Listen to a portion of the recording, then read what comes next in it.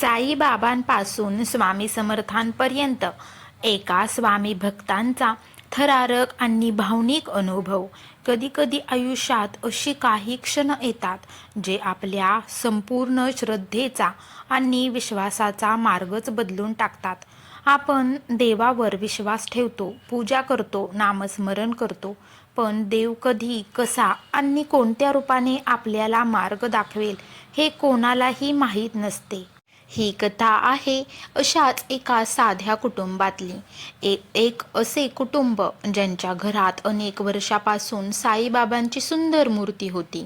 दररोज सकाळी त्या मूर्तीसमोर दिवा लावला जायचा, अगरबत्ती लावली जायची, देवपूजा व्हायची आणि संपूर्ण घर भक्तीच्या वातावरणाने भरून जायचं. घरातील सगळे सदस्य साईबाबांवर खूप श्रद्धा ठेवणारे होते. सबका मालिक एक हे वाक्य ते नेहमी मनापासून मानायचे. पण त्या घरातील एक व्यक्ती त्यांच्या आयुष्यात हळूहळू एक वेगळीच ओढ निर्माण होऊ लागली.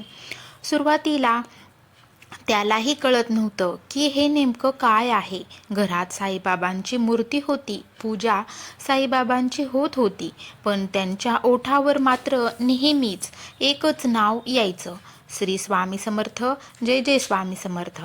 स्वामींची ओढ कशी सुरू झाली? त्या भक्ताचं नाव आपण अमोल असं समजू. अमोल एक साधा माणूस होता, नोकरी करणारा, कुटुंब सांभाळणारा आणि देवावर श्रद्धा ठेवणारा. तो रोज सकाळी उठून साईबाबांना नमस्कार करायचा. पण एक दिवस काहीतरी वेगळं घडलं. एका मित्राने त्याला सहज म्हणाले, अरे अमोल, कधी अक्कलकोट स्वामी महाराजांचं नाव ऐकलं आहे का? अमोल म्हणाला, हो ऐकलंय ना, पण मला जास्त माहिती नाही. त्या मित्राने त्याला एक छोटंसं वाक्य सांगितलं. स्वामी समर्थ म्हणाले आहेत, भिवू नकोस, मी तुझ्या पाठीशी आहे. हे वाक्य अमोलच्या मनात खोलवर बसलं, घर करून गेलं. त्या दिवसापासून त्याच्या मनात स्वामी समर्थांविषयी एक वेगळीच भावना निर्माण झाली.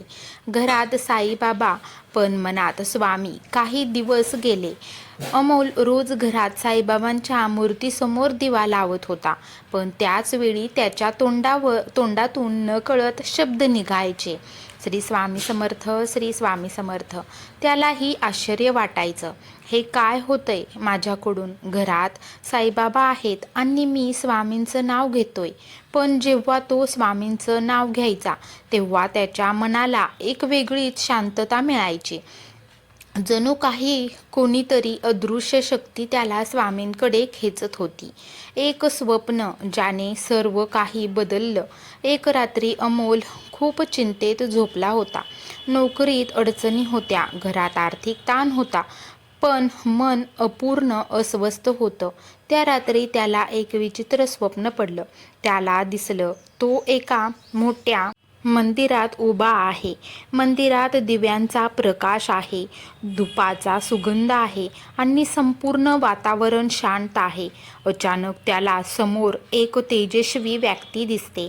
लांब केस, मोठा दंड, डोळ्यात विलक्षण तेज, आणि त्या व्यक्तीने त्याच्याकडे हळूच पाहून हसत एकच वाक्य म्हटलं, भिवू नकोस, मी तुझ्या पाठीशी आहे.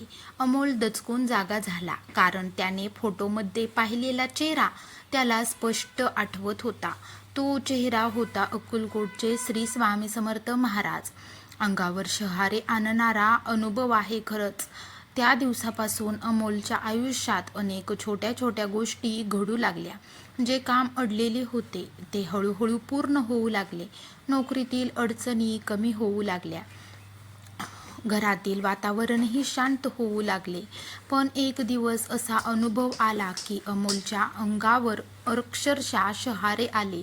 त्या दिवशी सकाळी तो साईबाबांच्या मूर्तीसमोर बसून पूजा करत होता. तो डोळे बंद करून प्रार्थना करू लागला आणि अचानक त्याच्या मनातून एक शब्द बाहेर पडला, श्री स्वामी समर्थ. त्याच क्षणी त्याला असं वाटलं की जणू कोणीतरी त्याच्या डोक्यावर हात ठेवला आहे. तो लगेच डोळे उघडून आजूबाजूला पाहू लागला, पण तिथे कोणीच नव्हतं. फक्त साईबाबांची मूर्ती शांतपणे त्याच्याकडे पाहत होती. त्या क्षणी अमोलच्या डोळ्यात पाणी आलं. त्याला जाणवलं देव वेगळे नाहीत. साईबाबा असोत किंवा श्री स्वामी समर्थ, दोघेही त्या आपल्याला मार्ग दाखवणारेच आहेत. श्रद्धेचा खरा अर्थ त्या दिवसानंतर अमोलने एक गोष्ट मनात पक्की केली. त्याने घरात साईबाबांची पूजा सुरूच ठेवली, पण त्याचबरोबर तो रोज स्वामी समर्थांचं नामस्मरणही करू लागला. त्याला आता समजलं होतं, देवाचे रूप वेगवेगळे असू शकतात, पण शक्ती एकच असते. शेवट मनाला स्पर्श करणारा संदेश. आज अमोल जेव्हा संदेश देतो तेव्हा तो म्हणतो, दिवसाची आठवण काढतो तेव्हा त्याच्या डोळ्यात नकळत पाणी येते. तो म्हणतो, माझ्या घरात साईबाबांची मूर्ती आहे, मनात माझ्या ओठांवर श्री स्वामी समर्थांचं नाव आहे आणि मला खात्री आहे दोघेही मला आशीर्वादच देत आहेत. कारण श्रद्धा कोणत्याही एका रूपावर अडकलेली नसते, ती असते विश्वासावर. आणि जिथे विश्वास असतो तिथे देव स्वतः मार्ग दाखवतात. श्री स्वामी समर्थ. जय जय स्वामी समर्थ. अवधूत चिंतन श्री गुरुदेव दत्त. स्वामी महाराज की जय.